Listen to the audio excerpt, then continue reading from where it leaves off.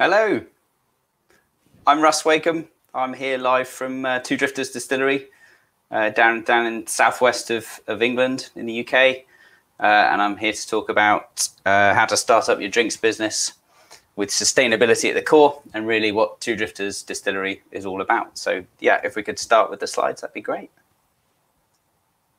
Thank you. And I just want to say thanks to the organisers for inviting me to speak today. It's a real honour and a privilege to talk to all of you about a little bit about the history of Two Drifters Distillery and also how we got to here. So yeah, it's best to start probably with just a little bit about. Here we are. Hang on. There we go. A little bit about my background. So yeah, I was an academic chemist. Here I am on the left in the lab, researching in this building, this wonderful building in Swansea. It's part of the Energy Safety Research Institute. And our research there was looking at carbon capture, carbon storage, turning CO2 into products, not simply just letting carbon dioxide go into the atmosphere, but finding ways to make it have value so that you had a reason not to let it go into the atmosphere. And there we work quite closely with companies like Tata Steel, looking at reducing carbon emissions, and also, you know, what we could do about emissions that are unavoidable. So it's this background that gave me a real insight into, well, firstly, the issues, understanding exactly why carbon dioxide is a problem, but also options that companies have to do something about it. And it was at conferences where I was researching here that I met our partners, who I'll talk about in a bit.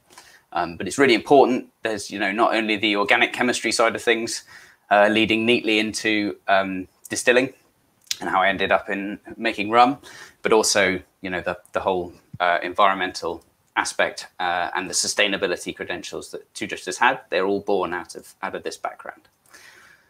Who are we then? So who are Two Drifters Distillery? So here on the left, it is the Two Drifters. So Gemma and I, my wife and I, we founded Two Drifters back in 2018 now, and we started selling rum from the distillery here in near Exeter in April 2019. So it's been just over 2 years, and you know, we have this bespoke distillery, I guess, you can see bits of on the right hand side. We started life as a brewery and a distillery, and all of the brewery equipment that we have, we quickly found that making beer wasn't exactly what we wanted to do, and we couldn't make enough rum to keep up with demand. So what we did was we converted all of the brewery equipment into much larger distillery equipment. So we have a brewery kettle that's 2,000 litres, and that's been fully customised and repurposed for distillation. So it's a 2,000 litre still now, and that's how we were able to scale up rum production. And yeah, the crucial thing about all of this is the distillery is absolutely everything takes place within the distillery here. We have a kind of aircraft hangar style distillery that the building houses all of the fermentation, the distillations, you know, the flavoring and the bottling right the way through. And it all takes place here, which gives us a lot of control over, firstly, the product, but also our footprint. So why carbon negative? I mean, Two Drifters Distillery could have gone about and just been carbon neutral. And here's kind of the crucial part of what I want to get across today in this presentation. Like, I want you to understand, first of all, what is carbon negative, what that's about, but also why we go that little bit further than just than carbon neutral. So we take the holistic view that you consider all of your emissions from the field right the way through to the customer's glass. And what we do at Two Drifters, right, we calculate all of those emissions, and I'll talk more about the detail of those later on. But you add up all of the CO2 emissions to make a bottle of rum, deliver it to a customer, and what we do is we then calculate all of those emissions. We add them up, offset more than we calculate that takes through our partners, and I'll talk more about Climeworks, our partners, later. But that's the basic message that I want to get across. And yeah, so hopefully by the end of this, you'll fully understand that. Okay, so first of all, we need to start right back at the beginning, right? Where does CO2 come from? What causes the emissions? And also talk about why that is an issue, what that's causing. So here are a few basic pictures to show you some examples. Obviously, we've got power generation, we've got traffic pollution, and CO2 emissions from cars. The obvious ones would be airport travel, so flying. But then you've got things like your natural gas supply at home for heating, cooking. You're obviously charging your electronic devices, all uses energy, and there's CO2 emissions associated with all of it. Then, you know, the big ones. So here we've got a giant container ship, and I'm sure we all saw the news of ships like the Evergreen stuck in the Suez Canal.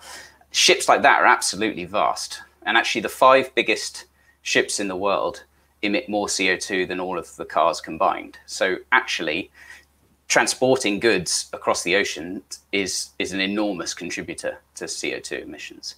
And things like dried mango here is an example of, it's produced in South Africa, flying it up to the UK for consumption here. This particular product has a large carbon footprint, and there's still no real packaging to highlight those issues. There's no carbon tax, there's no incentive not to consume things with high CO2 emissions. And so, yeah, it's really just to highlight the different areas where CO2 comes from. But what's happening now? So if we think about climate change being caused by these CO2 emissions being released into the atmosphere, at the moment, we're currently at something like 1 degree C warming. And so let's just have a quick look at some slides that show exactly what's happening at 1 degree C. So here we have the Arctic sea ice in 1984, and this is how it looked then in 2012. So you can see a dramatic reduction in sea ice, and obviously we're 9 years on from this. If anything, it's accelerated in terms of the warming and the melting, and so this is even further reduced now. Obviously, there's lots of flooding, extra flooding, and forest fires. Those are more prevalent. Every year we get more extreme weather. Other things are acidification of the seas. So you can think about coral bleaching, and that's taking place because CO2 is taken up by the ocean, and that's acidifying. And then you've got more extreme weather. So in the UK, we've had lots of cold bouts of weather. But equally across the world, you know, there's been more typhoons, more hurricanes, more extreme weather is happening, and of course, forest fires are another big thing. So here's kind of a scary slide that has a counter on it. This is from The Guardian. So it's a graphic that gives a representation of how much CO2 we can emit into the atmosphere before we will cause the world to warm 2 degrees. So we saw what 1 degree C looked like warming, but global warming at 2 degrees C is obviously that much more extreme. So if you go back to 1870, the beginning of the Industrial Revolution, we've got an amount of carbon calculated that we can emit into the atmosphere that will cause us to rise by 2 degrees C. And there's therefore a budget of CO2 that we can emit. And this graphic right here, hopefully it's counting up for you, but since you started reading it, you know, there's 58,000 tons or more, and constantly climbing. Those are vast numbers that you think about. We have a budget left that we can continue to emit before we will exceed this. And, you know, we're 15 years, that's all the time we've got yet. So the point here is this is a crucial problem that you really need to worry about and do something about now. And yeah, the fact that Two Drifters is doing something is a very small bit. You know, it's been a few seconds and it's already more than we've offset in the whole of our lifetime. But if everyone did a little bit, just a little bit, we could make a big difference to this. So there are 2 things. There's one, offsetting the damage that you can't do anything about, and then minimizing the damage by avoiding CO2 emissions as well. But let's bring it back to what we do here and the rum making process at Two Drifters Distillery. So like I said, we do everything in this distillery here in the southwest of England. And we start from the molasses, our raw material. So our recipe is 100% molasses. It's fermented and then twice or 3 times distilled for different products, and that all takes place here. We have this lovely molasses picture here that shows you the gorgeous sticky stuff that comes from sugarcane. And yeah, these are our electric pot stills. But if we focus on CO2 emissions, continuing the theme, I want you to think about where all of the CO2 emissions come from in rum making, and why the calculation of what the impact is of two drifters it matters, right? So let's focus on one ingredient, and here we're going to focus on the sugarcane, all the way through to that molasses. CO2 emissions in sugarcane cultivation, so the growing of your sugarcane. This is taking place for us in predominantly it's Central America, and the sugarcane cultivated, it requires fertilizers, pesticides. The seeds need to be produced. Then you've got farm machinery running around, diesel tractors. They're all emitting CO2, and actually the fertilizers is a really big one because production of ammonia is a huge CO2 problem. And it's produced by burning fossil fuels. So there's large amounts of CO2 just in the cultivation here at this stage. Then we've got the refining process, the initial refining process that takes place in Central America, which is the cane to the raw sugar.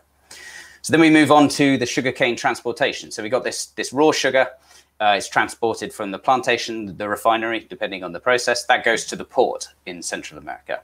So from there, it's transported by sea on one of those big ships I was talking about, emitting a lot of CO2, and that's transported to the UK.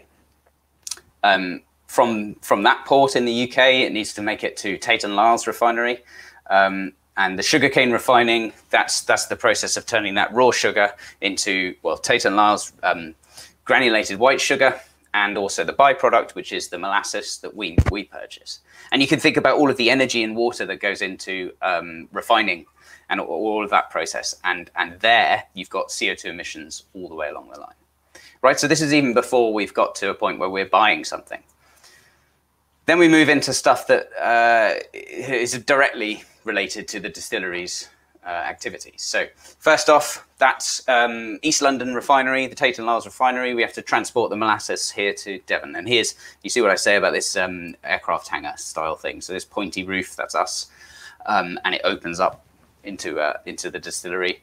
Here's the truck that brings it from East London. So CO2 emissions directly attributed to that lorry. Then we move into the parts that we can really control.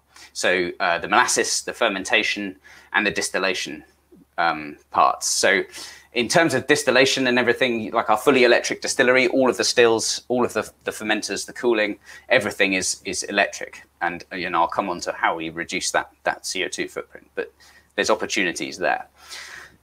Then there's extra things like the fermentation produces CO2 as the byproduct when it's turning the sugars in the molasses into ethanol. And yeah, CO2 is the byproduct. So you've got an opportunity there.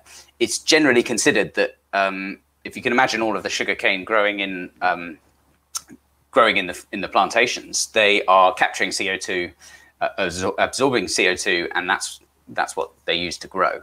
That's their feedstock. So all of that CO2 being absorbed by the plant, that's great. But when you ferment it, it's released, and it's generally considered that those two are equal. So there's a net neutral in terms of carbon.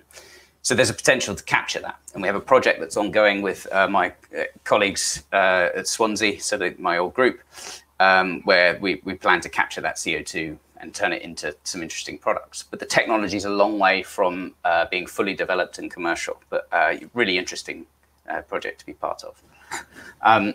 So then you move on to the next step, and here's me casually filling up these tanks. So this is the waste molasses. Once you finish the distillation, the first distillation, you end up with what is quite valuable waste material. So here we've got the molasses that the yeast can't ferment all of the sugars that's in the molasses. And so although it has some of those sugars converted into alcohol, it still has quite a high proportion of goodness for agricultural feed. And so these are fed to cattle just up the road from us, less than 10 miles. So what's that, 16 kilometers? And and that it sustains them. And you've got to think that, okay, I quite like this, but the molasses that we've purchased is agricultural feed anyway. We've just taken out some rum and then passed it on as agricultural feed anyway. So a great use of waste material. So moving on to how we influence things in the distillery. These are our lovely electric stills. They're about 83 litres in size and 6 kilowatt heating elements in each of these. And they are fully electric, and even our 2,000 litre still is fully electric. That does the first distillation process. These do the second distillation. And the column that you can see right in the back, the slightly taller copper tube, that does the third distillation for us.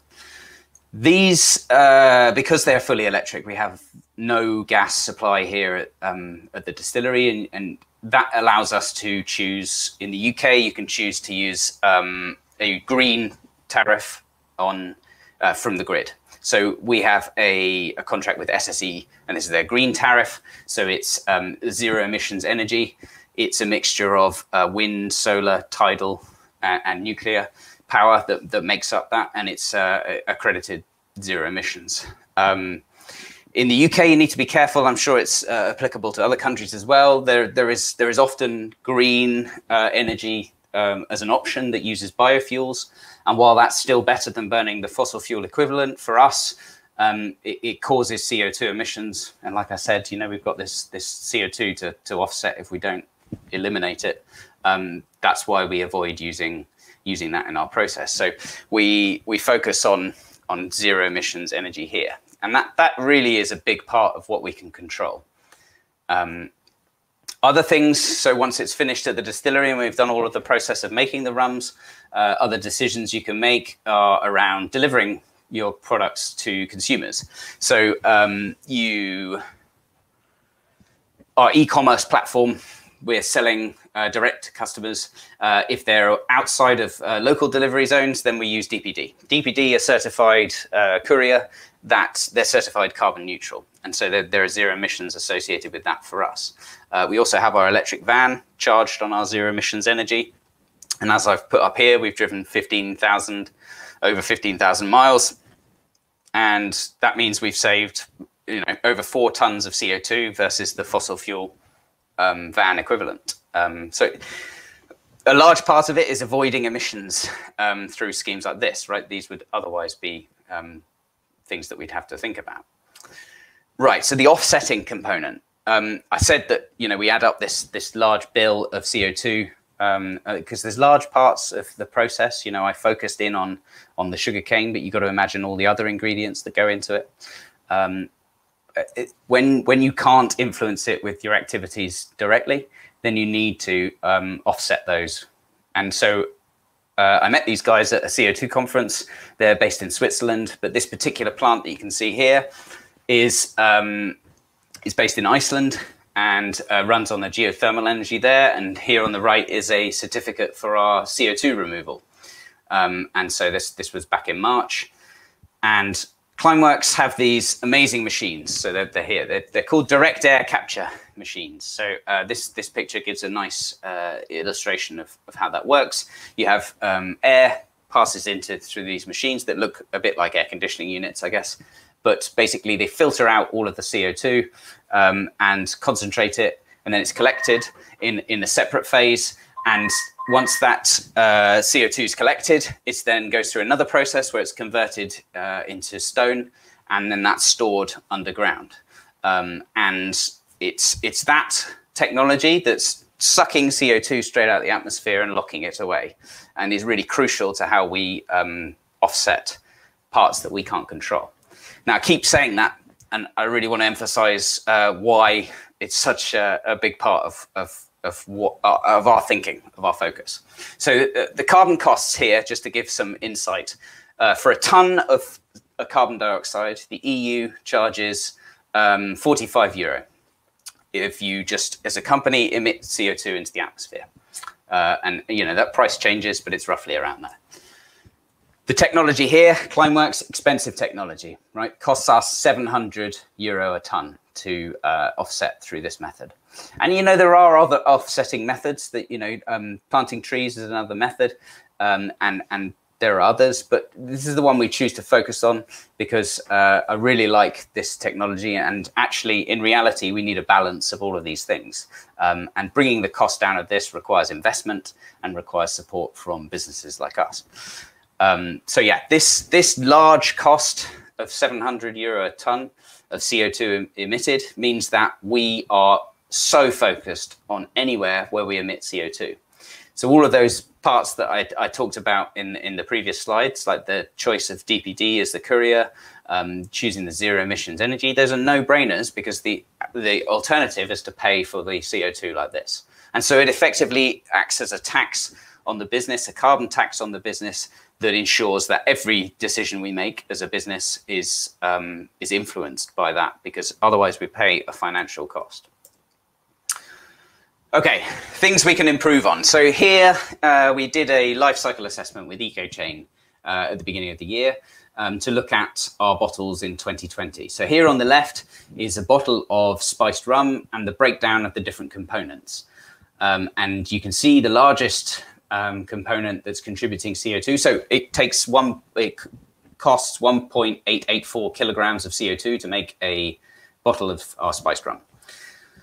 The green component that you see, those are the ingredients. So split between molasses, all the other ingredients really, which don't contribute as much, and the glass bottle. Glass bottle being the single biggest contributor to the CO2 emissions in a bottle.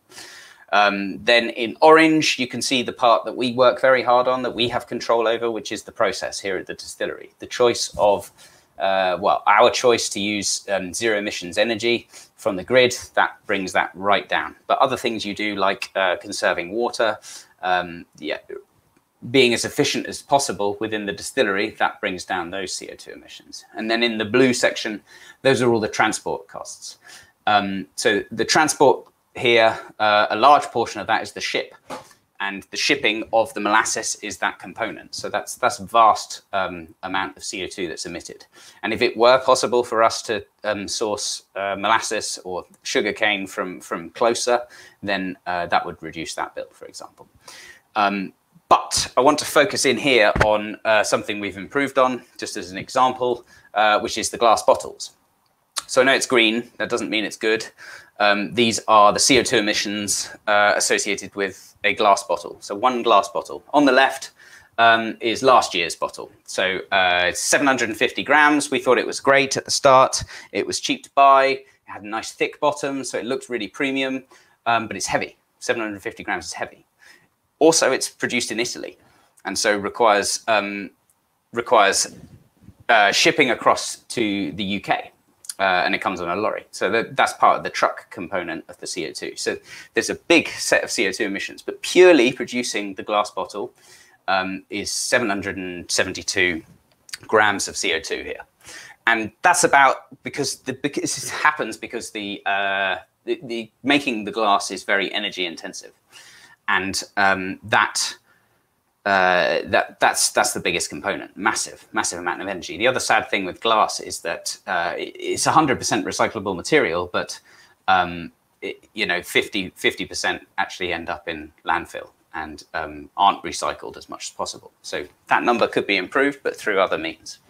But the key component here. So switching to this year's bottle, we're switching to this design, and this is 520 grams, so lighter. So you can imagine all of the onward going CO2 emissions from shipping a lighter bottle. Those savings also add in.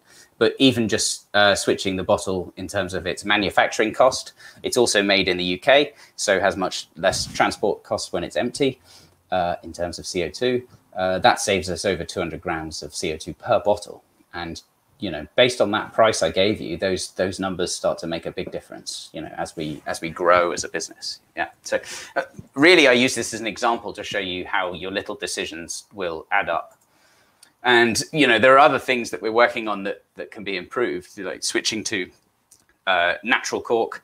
I have never learned so much about corks as I have in the last few weeks, trying to investigate how to improve our cork and understanding about agglomerates and the plastic that goes into a lot of corks, let alone the synthetic ones, different wood tops and all the different parts. It's been fascinating learning more about that.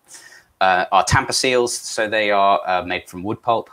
And they're a cellulose that look effectively like plastic, but biodegrade very readily. Labels made from waste marble dust and things like that. Bottles I've talked about. Obviously, there's the efficiencies at the distillery and our water use. Those all have CO2 impacts. And, you know, the thing to think about the efficiency and the water use at the distillery is in terms of international certification for carbon neutrality. Really, they're only concerned with your direct emissions, so from water use or if you're burning things directly on site, and also your energy use from just electricity or gas. Those two are the only things that are considered. So, you know, the holistic view that Two Drifters takes over from the field right the way through to the customer is much, much bigger, right? And that's where we really have a carbon negative footprint. And that links back to the start of the presentation where I was talking about why carbon negative, what does that even mean? It's about taking that big view. If we didn't make the rum product, then those CO2 emissions wouldn't have happened. And so we have a real focus on our responsibility for what we've done, right? Without those products, that CO2 wouldn't have happened. And I hope, you know, you've seen why that's important. Other thing to think about here is stuff like your, you know, simple things like cycling to work and even as simple as switching your search engine. So if you switch to Ecosia, for example, they'll plant a tree for so many searches. And each time you do a search on the internet or load a website with lots of big fancy videos, you know, there's CO2 being emitted somewhere to run the servers. And so, you know, things like that you need to think about. Equally, your marketing activities. You know, I could go on for ages. I could talk forever about CO2 and rum, but it's crucial. Your bank choice. You know, do they invest in fossil fuels?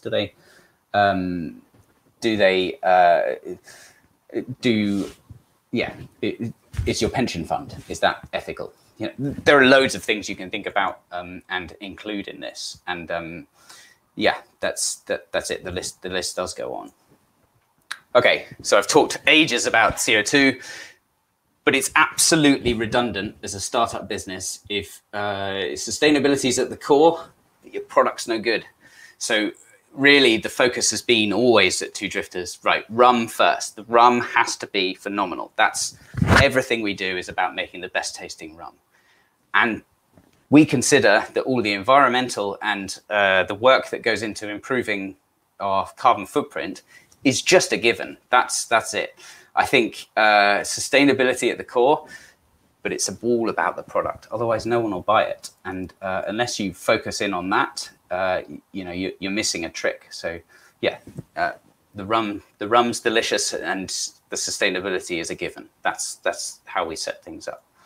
And I guess that's it for me. That's kind of a brief overview of what Two Drifters is about, why we do what we do, how my background led us to this way of thinking, and certainly, it would happily answer any questions that you may have. Please follow our journey at Two Drifters Rum, and we were honoured, I should mention, to be nominated this Green Company of the Year. We got a special commendation at the Green Awards from the drinks business, and that was a huge honour and a recognition of the work that we do. Yeah, that's the talk from me. I think there's I can see one question here. Do we factor in the water used in the irrigation of the sugarcane into our calculations? Yeah, absolutely. Water use has a direct CO2 emission associated with it, and absolutely, it's essential to include things like that. So yes.